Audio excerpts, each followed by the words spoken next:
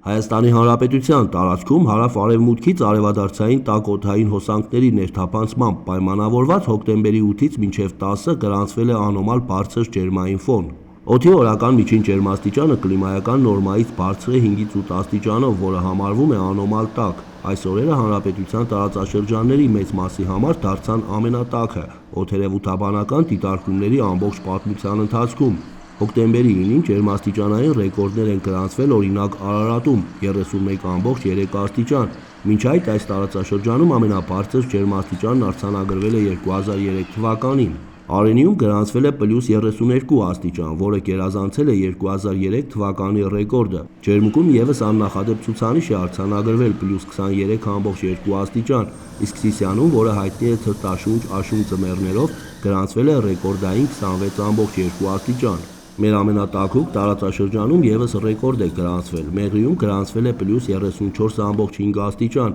մինչ այդ ամենաբարձր ջերմաստիճանն այստեղ արձանագրվել է 2019 թվականին +32.5։ Առաջիկա 10 օրերին հանրապետության հովտային եւ նախալեռնային գոտիներում գիշերային ժամերին բացասական ջերմաստիճաններ չեն կանխատեսվում, ցրտահարություններ չեն սպասվում։ Լեռնային մարզերում սակայն Շիրակում, Գեղարքունիքում, Արագածոտնի եւ Կոտայքի լեռնային գոտիներում հոկտեմբերի 10-ի լույս 11-ի գիշերը եւ հաջորդող օրերին առանձին հատվածներում օդում սպասվում է 0-ից -2 աստիճան ցուրտ։